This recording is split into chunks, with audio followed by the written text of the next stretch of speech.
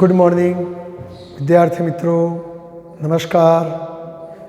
धोरण 12 भौतिक विज्ञान पाठ 9 किरण प्रकाशशास्त्र અને પ્રકાશ્ય ઉપકરણોનો અભ્યાસ આપણે કરી રહ્યા છીએ। અગાઉના લેક્ચરમાં વક્રીભવનની કેટલીક વ્યવહારુ ઘટનાઓ આપણે જોઈ કે ભાઈ ઘટ માધ્યમમાં રહેલી વસ્તુનું પાત્રા માધ્યમમાંથી નિરીક્ષણ કરીએ કે પાત્રા માધ્યમમાં રહેલી વસ્તુનું ઘટ માધ્યમમાંથી નિરીક્ષણ કરીએ તો બંને કિસ્સાઓમાં વસ્તુ પોતાના મૂળ સ્થાનેથી ઊંચે આવેલી જણાય છે। આપણે સાચી ઊંડાઈને એચઓ, આભાસી ઊંડાઈને એચઆઈ એવું નામ આપ્યું, તો એનું એક સૂત્ર પણ તારવી બતાવ્યું, એચઆઈ અપોન એચઓ બરાબર એન જોનાર ભાગ્યા એન વસ્તુ। આપણા પુસ્તકમાં એ સાબિત નથી કરેલું, પણ OMR ગણવા માટે આપણે યાદ રાખીશું। મિત્રો, વક્રીભવનની ઘટનાને કારણે વાતાવરણમાં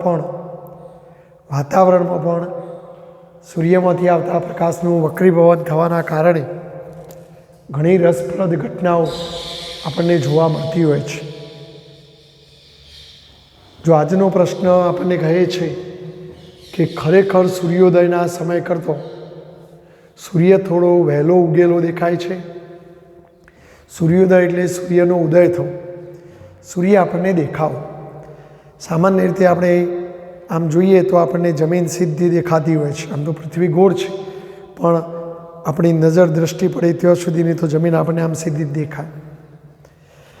આપણે આ રીતે જમીન સીધી દેખાય, દાખલા તરીકે આ કોઈ આમ વસ્તુ હોય મિત્રો, હવે આ વસ્તુ અપારદર્શક છે। જો તમે કોઈ પાછળ એક વસ્તુ અહીંયા બતાવો તો આપણને દેખાતી નથી, પણ જો એ વસ્તુ ગતિ કરતી આમ આવે, આપણને ક્યારે દેખાય કે જ્યારે આ સીધી રેખા, આ જે ખુલ્લી સપાટી છે કે ભાઈ આ ખુલ્લી સપાટી, અહીંયા વસ્તુ હોય, ધારો કે તમે આ રીતે કોઈ ચોપડી ગોઠવેલી હોય અને અહીંયા કોઈ વસ્તુને ગતિ કરાવતા આમ અહીં લઈને આવો, તો અહીંયા જ્યારે એ વસ્તુ હશે તો તમને અહીંથી દેખાશે નહીં, એ જ વસ્તુ અહીં હશે તો પણ નહીં દેખાય, પણ જેવી એ વસ્તુ આટલે આવશે તો તરત તમને દેખાશે, તરત એ આવી ગઈ। એમ ખરેખર આપણને પણ જો આ બધી જમીન હોય અને અહીં સૂર્ય હોય તો ખરેખર આ સૂર્ય ગતિ કરતો જ્યારે આ ક્ષિતિજ રેખા ઉપર આવે ત્યારે જ દેખાવો જોઈએ। એટલે સૂર્ય ખરેખર ઉગવું એટલે સૂર્યોદય થવો, જમીનમાંથી છોડ ઉગવાની વાત નથી મિત્રો। તો વાતાવરણમાં પ્રકાશના વક્રીભવનને કારણે આ સૂર્યોદયના સમય કરતો સૂર્ય થોડો વહેલો ઉગેલો દેખાય છે મિત્રો।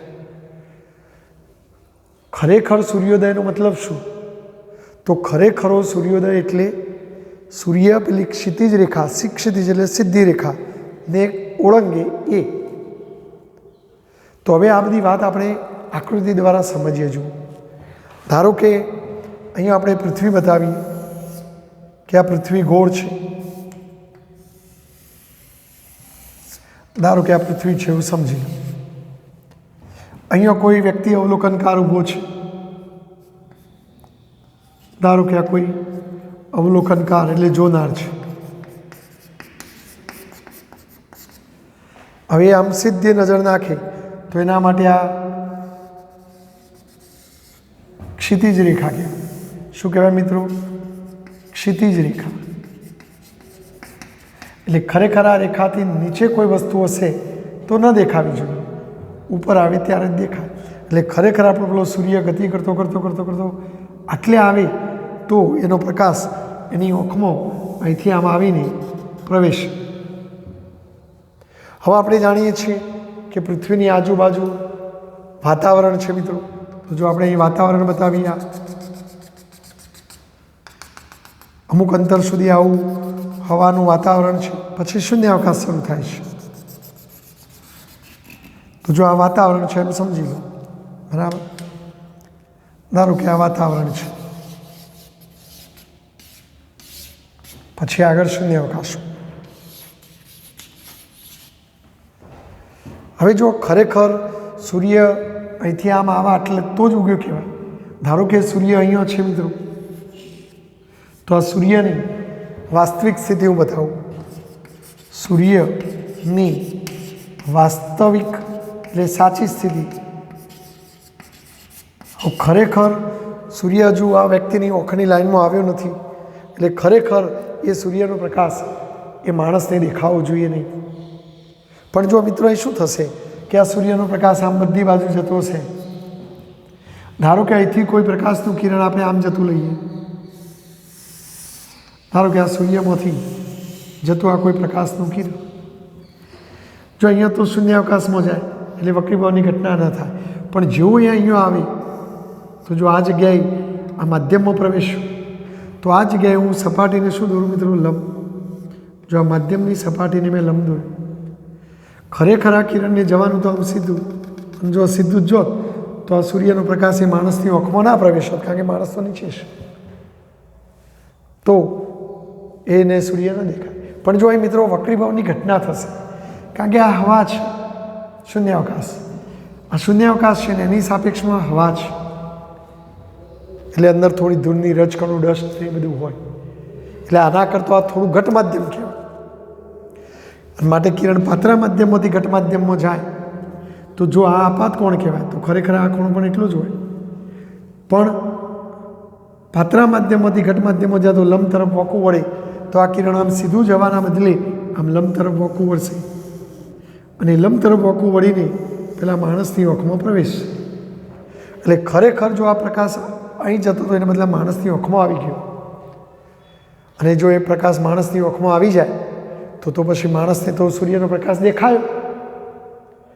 પણ જો એ પ્રકાશ આમ આવતો દેખાય છે એટલે તો સીધી ઓગળી કરવાનો, આમ સીધી ઓગળી કરવાનો, અને આ સૂર્ય એને અહીંયા દેખાશે મિત્રો. તો આને સૂર્યની આભાસી સ્થિતિ કહીશું આપણે. સૂર્યની ખોટી સ્થિતિ, આભાસી સ્થિતિ.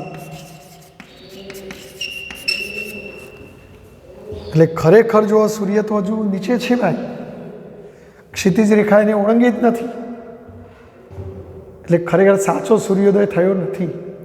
છતાં પણ એ સૂર્ય હજુ નીચે હોવા છતાં એનો પ્રકાશ માણસને દેખાય, એટલે માણસ તો બોલવાનો ભાઈ કે સૂર્ય ઉગી ગયો, એનો પ્રકાશ દેખાયો. એટલે આ થોડો વહેલો સૂર્ય દેખાશે. તો આમ ખરેખર સૂર્યોદયના સમય કરતો સૂર્ય થોડો વહેલો ઉગેલો દેખાય છે, તો એનું કારણ આ વક્રીભવનની ઘટના છે. ખ્યાલ આવે તમને? તો આમ સૂર્ય ખરેખર વહેલો. જો આ શૂન્યાવકાશ છે અને આ હવા છે, શૂન્યાવકાશની સાપેક્ષમાં હવા થોડું ઘટ, માટે આ હવાનો વક્રીભવનાંક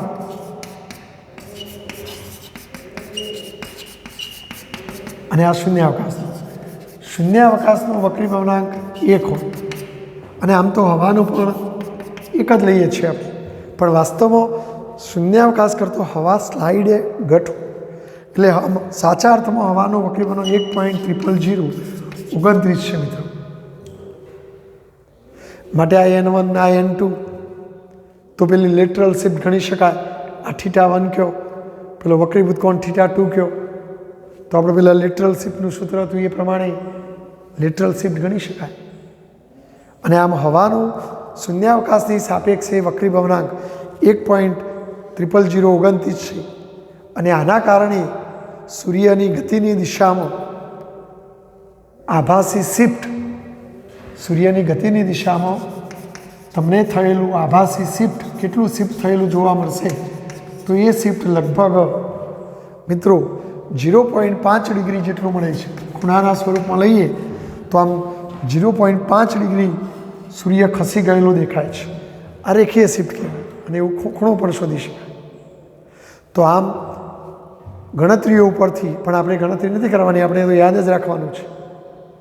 તો આમ સૂર્યનું એની ગતિની દિશામાં થતું આભાસી શિફ્ટ કેટલો આગળ જતો રહેલો દેખાય, તો ખરેખર એનું કિરણ આમ જતું હતું જગ્યાએ અહીંથી આવ્યું એટલે આટલું ખૂણો બની ગયો. તો આમ આભાસી શિફ્ટ 0.5 ડિગ્રી છે મિત્રો. અને આ આભાસી શિફ્ટને આધારે આ સમયગાળો પણ ગણી શકાય. તમે જો સૂર્ય ખરેખર આમ એક રાઉન્ડ મારે, વાસ્તવમાં સૂર્ય સ્થિર છે, પૃથ્વી રાઉન્ડ મારે છે, તો પૃથ્વીને એક રાઉન્ડ મારતો કેટલો સમય લાગે? 24 કલાક. પણ આપણને એ સૂર્ય તમે જો તમે અહીં ઊભા હોય, સૂર્ય સવારે ત્યાંથી ઉગે એનો આથમે, તો આમથી આમ ગયો તો આ કેટલો ખૂણો બને મિત્રો? 180 ડિગ્રી, અડધું વર્તુળ 180. પણ આ અડધું વર્તુળ પૂરું કરવા માટે 12 કલાક લાગે, આખું વર્તુળ પૂરું કરવા 24 કલાક લાગે, પણ અડધું વર્તુળ પૂરું કરવા 12 કલાક. હવે અડધું વર્તુળ એટલે કેટલા ડિગ્રી? 180 ડિગ્રી. તો 180 ડિગ્રી રેડિયન લખવા હોય તો ડિગ્રીના રેડિયન પાઈ, બરાબર. અને જો આખું રાઉન્ડ લે તો 360 ડિગ્રી. તો 360 ડિગ્રી જો શિફ્ટ થાય તો 24 કલાક. અને જો કોઈ વિદ્યાર્થી 180 ડિગ્રી લખો તો 180 ડિગ્રી માટે 12 કલાક થાય. તો આપણે કેટલા ડિગ્રીનો ફેર પડી ગયો મિત્રો? 0.5.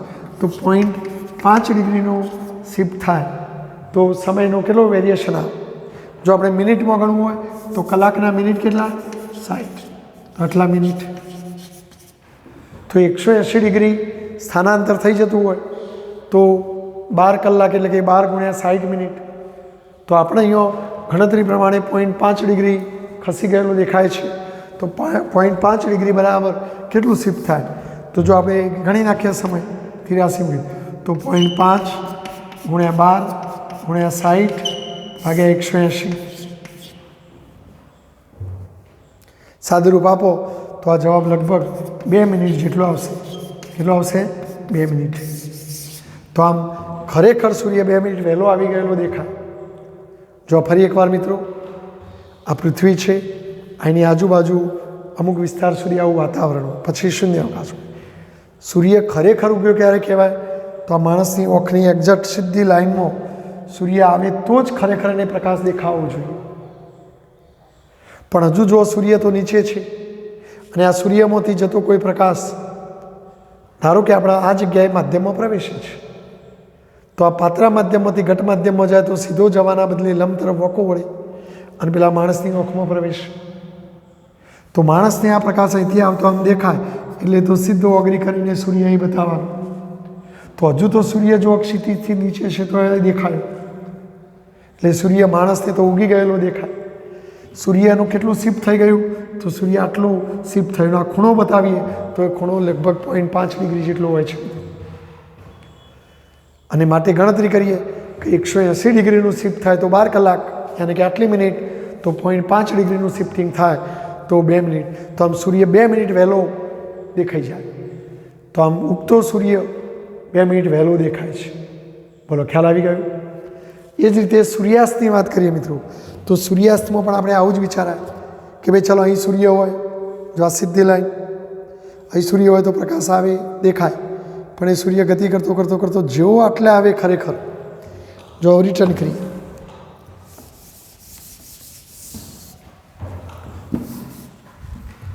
જો આ માણસની આંખની લાઈનમાં સમક્ષિતિજ રેખા, હવે જો સૂર્ય અહીં હોય તો એથી તો પ્રકાશ સીધો દેખાવાનો જ છે. પણ એ સૂર્ય આમ ગતિ કરતો કરતો કરતો ખરેખર આટલા આવી જાય, આ લીટીથી નીચે જતો રહે એટલે સૂર્યાસ્ત થઈ ગયો કહેવાય. પણ જો આ નીચે ગયા પછી પણ ધારો કે આપણું સૂર્ય આટલે પહોંચ્યું તો ખરેખર તો આટલે પહોંચ્યા પછી તો પ્રકાશ દેખાવો ના જોઈએ. પણ જો સૂર્ય આટલે પહોંચ્યો તો પણ જો એનો પ્રકાશ દેખાશે, એનું કારણ કે અહીંયા પહોંચેલા સૂર્યનો પ્રકાશ તો અહીં આવવાનો, અને અહીંયા હું સપાટીને જો લંબ દોરું, આ આપાત કોણ ખરેખર પ્રકાશને સીધું જવાનું હતું. અને જો સીધો ગયો તો માણસની આંખમાં ના જ આવ્યો, પણ આ પાત્રા માધ્યમમાંથી ઘટ માધ્યમમાં જાય એટલે લંબ તરફ વળકો વળે અને માણસની આંખમાં આવે. એટલે માણસને હજુ સૂર્ય અહીં નહીં પણ હજુ અહીંયા દેખાશે, એટલે હજુ એને સૂર્યાસ્ત થયેલો નહીં દેખાય. પણ વાસ્તવમાં ખરેખર તો સૂર્ય આટલો પહોંચી ગયો છે, એટલે સૂર્યાસ્ત થઈ ચૂક્યો છે, અને છતાં માણસને હજુ સૂર્ય દેખાય છે. એનો મતલબ સૂર્યાસ્ત થયા પછી પણ દેખાય છે, એટલે સૂર્યાસ્ત એને મોડો થયેલો દેખાશે. તો આમ સૂર્યાસ્ત પછી પણ થોડા સમય સુધી એને સૂર્ય દેખાય છે. તો આનું કારણ પણ વક્રીભવન છે. તો બોલો, ખ્યાલ આવી ગયો? તો આ પ્રશ્ન વક્રીભવનની ઘટનાથી આપણે આ રીતે સમજાવી શકીએ.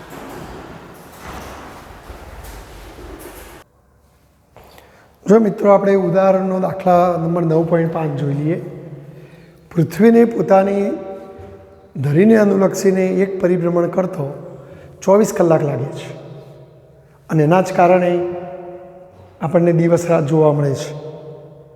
વાસ્તવમાં સૂર્ય સ્થિર છે મિત્રો, અને પૃથ્વી આમ ફરે છે. પણ તોય આપણે પૃથ્વી પરનો માણસ આમ જતો દેખાય તો એને સૂર્ય દૂર જતો દેખાય, એટલે એને સૂર્ય ગતિમાં દેખાય છે. એટલે આપણને 12 કલાકમાં સૂર્ય અહીંથી અહીં જ ગયેલો દેખાય, બાકીના 12 કલાકમાં અહીંયા અને પાછો બીજા 12 કલાકે બહાર આવતો દેખાય.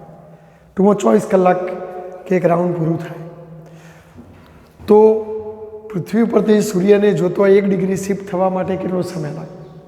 જો 1 રાઉન્ડ એટલે 360 ડિગ્રી, અને 360 ડિગ્રીનું શિફ્ટ થવા માટે 360 ડિગ્રી શિફ્ટ થવા માટે લાગતો સમય આપણે જાણીએ છીએ કેટલો હોય મિત્રો? 24 કલાક. તો 83 મૂક્યા મિત્રો, 1 ડિગ્રી શિફ્ટ થવા કેટલો સમય લાગે? તો 360 ડિગ્રી શિફ્ટ થવા માટે લાગતો સમય 24 કલાક. તેથી 1 ડિગ્રી શિફ્ટ થવા માટે લાગતો સમય કેટલો? તો ચાલો આપણે સમય ટી શોધી કાઢીએ. તો 1 ગુણ્યા 24, પણ જો આ કલાકમાં છે, છેદમાં 360. જો આપણે મિનિટમાં જવાબ લાવવું હોય તો 24 કલાક, કલાકના મિનિટ કેટલા? 60, અને છેદમાં 360. 60 એ 6, 6 ચોક 24, એટલે 4 મિનિટ લાગે મિત્રો. બોર્ડમાં પૂછાયેલો દાખલો છે, એક વખત બોર્ડમાં પૂછાઈ ગયેલો છે મિત્રો. કેટલો સહેલો દાખલો કહો, બરાબર? તો 4 મિનિટ તમને શિફ્ટ થવા માટે લાગતો સમય. ચલો સ્ક્રીનશોટ પાડી લખી દેશો.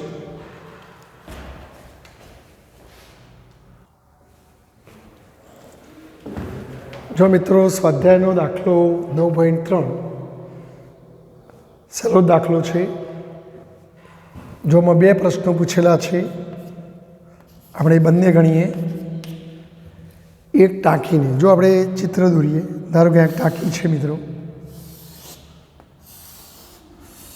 આ ટાંકીને 12.5 સેન્ટીમીટર ઊંચાઈ સુધી પાણીથી ભરેલી છે.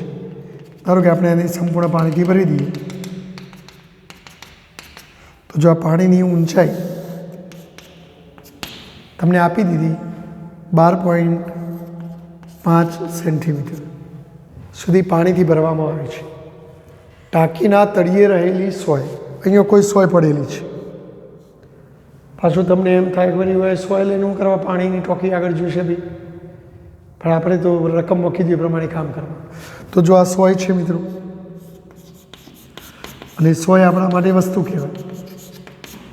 તો જો વસ્તુની ઓરિજિનલ ઊંડાઈ કેટલી મિત્રો? તો વસ્તુ આપણે અહીંથી 12.5 સેન્ટીમીટર ઊંડાઈએ પડેલી છે, એટલે અહીંયા ઓરિજિનલ ઊંડાઈ HO બરાબર 12.5 સેન્ટીમીટર કહેવાય. હવે ટોકીના તળિયે રહેલી આ સોયની આભાસી ઊંડાઈ માઇક્રોસ્કોપ વડે માપતો, એટલે આપણે માઇક્રોસ્કોપ વડે સોયને જોવાની છે. તો એ માપતો તે 9.4 સેન્ટીમીટર અંતરે મળે છે, એટલે સોય આટલી ઊંડે નથી દેખાતી, થોડી ઉપર દેખાય છે. તો આને આભાસી ઊંડાઈ કહેવાય, 9.4 સેન્ટીમીટર. આપણે વક્રીભવનની ઘટનામાં સમજ્યા કે ઘટ માધ્યમમાં રહેલી વસ્તુનું પાત્ર માધ્યમમાંથી નિરીક્ષણ કરીએ તો એ ઉપર ખસેલી દેખાય. તો 12.5ના બદલે આટલી જ ઊંડી દેખાય, તો આ ખોટી ઊંડાઈ છે. તો એને શું કહેવાય? HI 9.4 centimetre. તો પાણીનો વક્રીભવનાંક કેટલો? આનો વક્રીભવનાંક આપણે શોધવાનો છે. કોનો? તો વસ્તુ જે માધ્યમમાં છે એનો વક્રીભવનાંક, એટલે આપણે n વસ્તુ શોધવાનું છે. જોનાર અહીંથી જોવાનું છે મિત્રો માઇક્રોસ્કોપમાં. તો જોનાર જે માધ્યમમાં હોય એનો વક્રીભવનાંક, તો જોનાર હવામાં છે માટે હવાનો વક્રીભવનાંક આપણે 1 લઈ લેવાનો. તો હવે જો આપણે પેલું સૂત્ર HI/HO બરાબર n જોનાર ભાગ્યા n વસ્તુ, બરાબર. આપણે આ વસ્તુવાળાનો વક્રીભવનાંક શોધવાનો છે, તો એને સૂત્ર કરતાં બનાવો. તો n વસ્તુ ઇઝ ઇક્વલ ટુ n જોનાર ગુણ્યા આ અહીંયા જાય અને નીચે આવે. હવે જોનાર જે માધ્યમમાં છે એનો વક્રી ભવનાંક 1 છે. ઓરિજિનલ ઊંડાઈ 12.5, પેલી 9.4. કેલ્ક્યુલેટરથી આનું સાદુરૂપ આપો તો 1.33. તો આમ અને એ વસ્તુ પાણીમાં છે માટે આ પાણીનો વક્રી ભવનાંક આવે મિત્રો, પાણીનો વક્રી ભવનાંક. તો આ રીતે તમારે ગણી કાઢવાનું. બોલો બરાબર. જો હવે બીજો પ્રશ્ન, જો 1.63 વક્રી ભવનાંક ધરાવતા પ્રવાહીને પાણીના બદલી, તો હવે આપણે આ પાણી કાઢી નાખો. ચાલો પહેલાં આટલાનો સ્ક્રીનશોટ લઈ અને આટલું લખી દો. ચાલો સ્ક્રીનશોટ લેવાઈ ગયું છે. હવે આપણે અહીંયા જે પાણી ભર્યું હતું એ પાણીના બદલે મિત્રો, જો પાણીના બદલે 1.63 વક્રી ભવનાંક દ્રવ્ય ભરવાનું છે, તો આનો વક્રી ભવનાંક આપણને આપી દીધું 1.63. પ્રવાહીને ભરો, આ પ્રવાહી છે અને એટલી જ ઊંચાઈએ ભરો, તો એ પ્રવાહી પણ આટલી જ ઊંચાઈ સુધી ભરો, તો આટલી એટલે પેલા રકમમાં હતી એટલી જ, તો એ ઓરિજિનલ ઊંચાઈ થઈ. અને હવે 100, તો 100 તો અહીંયા જ છે, તો જો 100ની ઓરિજિનલ ઊંડાઈ તો આટલી જ થવાની. પણ જો હવે વસ્તુ જે માધ્યમમાં છે એનો વક્રી ભવનાંક આપણને આપી દેવામાં આવ્યો 1.63 અને જોનાર તો હવામાંથી જ જોવાનો છે એનો વક્રી ભવનાંક. તો હવે પેલા માઇક્રોસ્કોપને પાછું તમારે જોવા માટે કેન્દ્રિત કરવું પડશે. તો હવે આપણને વસ્તુ ખોટી ઊંડાઈએ દેખાશે, તો પહેલાં એક ખોટી ઊંડાઈ શોધી કાઢીએ. બરાબર. તો ચલો ફરી પાછું આ જ સૂત્ર, HI પણ HO બરાબર એન જોનાર ભાગ્યા એન વસ્તુ. તો આ ખોટી આભાસી ઊંડાઈ ગણી નાખીએ, તો જો એન જોનાર ભાગ્યા એન વસ્તુ ગુણ્યા HO. તો જો જોનાર હવામાંથી જોવે છે પેલાનો વક્રી ભવનાંક 1.63, ઓરિજિનલ ઊંડાઈ 12.5. કેલ્ક્યુલેટરથી સાદુરૂપ આપો તો 7.669, યાની કે નજીકનો થોડું રાઉન્ડ ફિગર લઈ લઈએ તો 7.7 સેન્ટીમીટર. તો આમ પેલી 7.7 સેન્ટીમીટર ઊંડે દેખાશે. પહેલાં કેટલી ઊંડે દેખાતી હતી પહેલાં દાખલામાં? તો પહેલાં દાખલામાં 9.4 સેન્ટીમીટર ઊંડે દેખાતી હતી. એટલે તમારે માઇક્રોસ્કોપ એટલો ગોઠવો કે જેથી એટલે ઊંડે દેખાય. પણ હવે આ પ્રવાહી ભરવાથી એ કેટલી ઊંડે દેખાય છે? 7.7. તો પછી તમે માઇક્રોસ્કોપને કેટલું આગળ ખસેડશો? તો જો તમને પ્રશ્ન શું પૂછ્યો છે, તો 100 ઉપર ફરી માઇક્રોસ્કોપને કેન્દ્રિત કરવા માટે તેને કેટલા અંતરે ખસેડવો પડે? તો પહેલાં તમને 100 આટલા દેખાતી હતી, તો માઇક્રોસ્કોપ આટલા અંતરે વસ્તુ દેખાય તે ગોઠવેલું હતું. પણ હવે તમને વસ્તુ આટલી ઊંડે દેખાય છે, તો માઇક્રોસ્કોપ એ પ્રમાણે આમ ખસેડવું પડશે. તો આટલું વેરિએશન આગું પાછું કરવું પડશે મિત્રો. જો ઉપર ગયેલું હોય તો માઇક્રોસ્કોપને ઉપર લઈ જવું પડે, તો આટલું ખસેડવું, અને આટલું ખસેડવા માટે આમાંથી આ વાત કરવું પડે. તો માઇક્રોસ્કોપને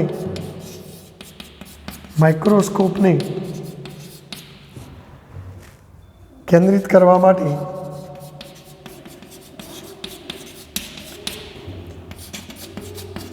ખસેડવું પડતું અંતર, પહેલાં તમને 9.4 સેન્ટીમીટર અંતરે વસ્તુ દેખાતી હતી, પણ હવે 7.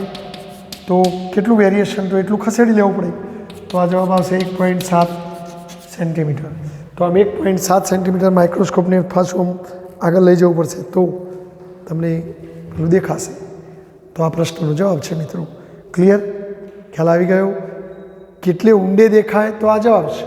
પણ તમને પૂછ્યું કેટલું ખસેડવું પડે, તો તમારે આ રીતે પહેલાં જે હતું એના કરતાં કેટલું આઘું પાછું થયું, તો એ ડિસ્ટન્સનો તફાવત શોધી કાઢો, એટલે એનું ખસેડવું પડે. બોલો ક્લિયર? તો આ કેટલો સહેલો દાખલો મિત્રો.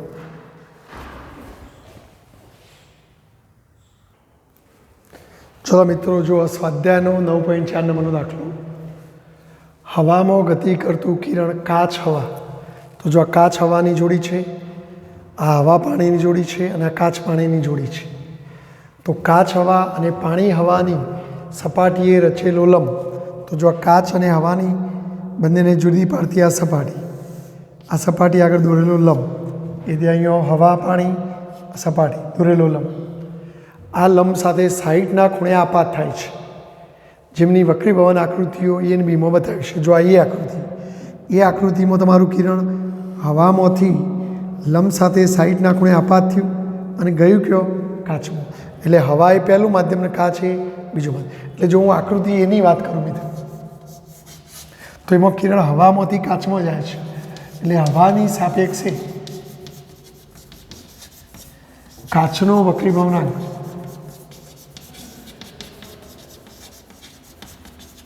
તો જો આપણે કાચનો એટલે કાચ માટે ઇંગ્લિશમાં ગ્લાસ વપરાય Ng, પણ હવા એટલે ઇંગ્લિશમાં એર કહેવાય Nga.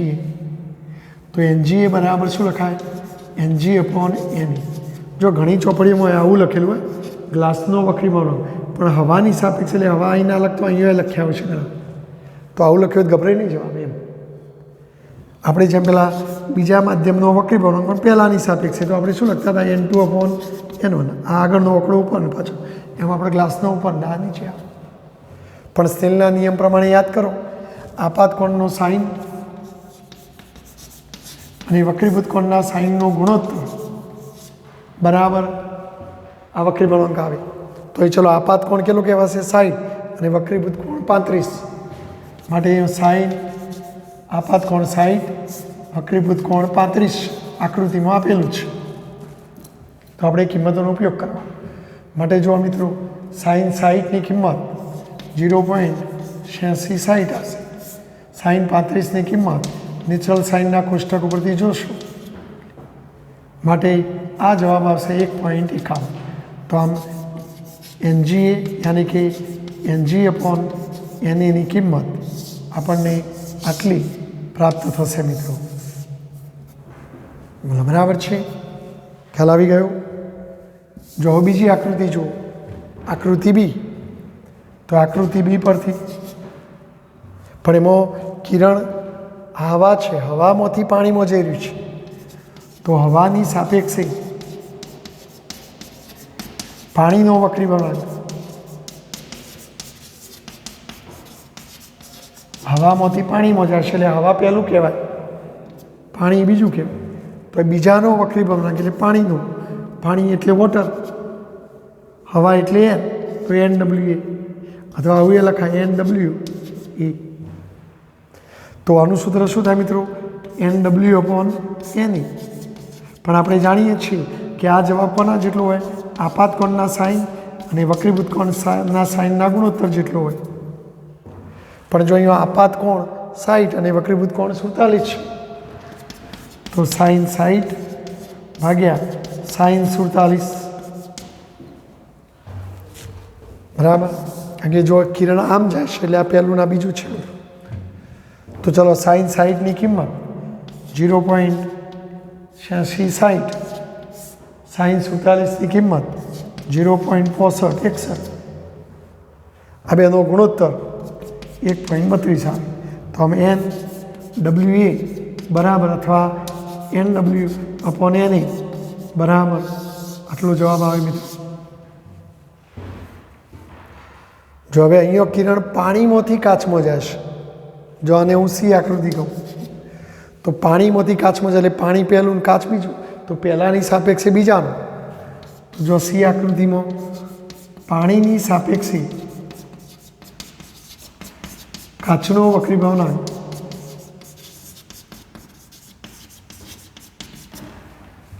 તો એને શું લખાય? કાચનું એટલે ગ્લાસનું, પણ પાણીની સાપેક્ષે એટલે Ngw અથવા લખાય Ng/Nw. અને બોલો આ પણ સાઇન આપાત કોણના સાઇન અને વક્રીભૂત કોણના સાઇનનો ગુણોત્તર લેવાનો. હવે આપાત કોણ તો 45 આપેલો છે, પણ વક્રીભૂત કોણ નથી આપ્યો. તો આને આપણે સમીકરણ નંબર 1 કહીને ઊભું રાખીએ, અથવા ઉભારો એક કામ કરીએ, આને 1 કહીએ, આને 2 કહીએ અને 3 કહીને આપણે અટકાવીએ. હવે જ્યાં સુધી Ngw નહીં મળે ત્યાં સુધી કામ નહીં થાય. તો જો આપણે હવે Ngw શોધી કાઢીએ. જો આ સ્ક્રીનશોટથી આકૃતિ બધું ફોટો લઈ લેજો મિત્રો. અને હવે જો હું કાઢી નાખું છું આકૃતિ, અથવા ચલો નહીં લખું એનો. હવે Ngw બરાબર બોલો Ngw એટલે Ng/Nw.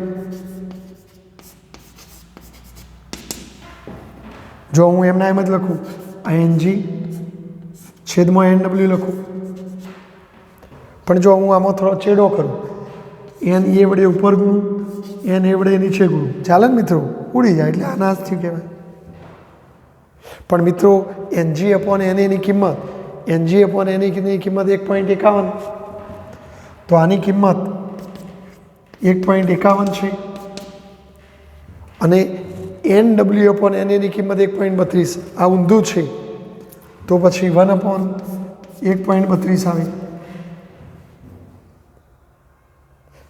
આટલાની કિંમત 1.51 અને આટલાની કિંમત 1.32 વ્યસ્ત. હવે કેલ્ક્યુલેટરથી આનું સાદુરૂપ આપો તો આ જવાબ આવશે 1.14. તો આ રીતે NGW ની કિંમત આટલી આવી મિત્રો. તો હવે સમીકરણ 3માં કિંમત મૂકીએ તો સમીકરણ 3 પરથી બોલો NGW ની કિંમત કેટલી મૂકશો?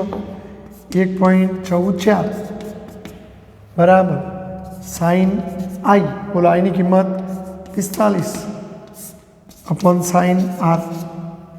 સાઇન R ને સૂત્ર કરતા બનાવો તો સાઇન 45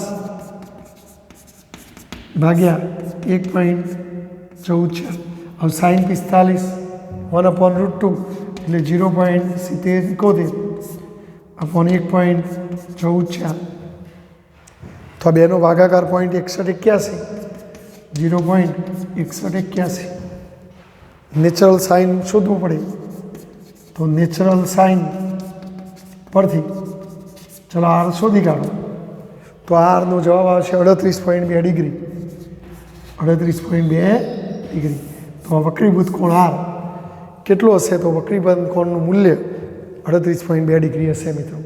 ચલો સ્ક્રીનશોટ લઈને લખી દેજો. અહીં લખતા પછી આમ જજો, પહેલું આ લખજો પછી આ લખજો, બરાબર? તો બોલો કેટલો સહેલો દાખલો છે. તો આ રીતે તમારે ગણવાનું.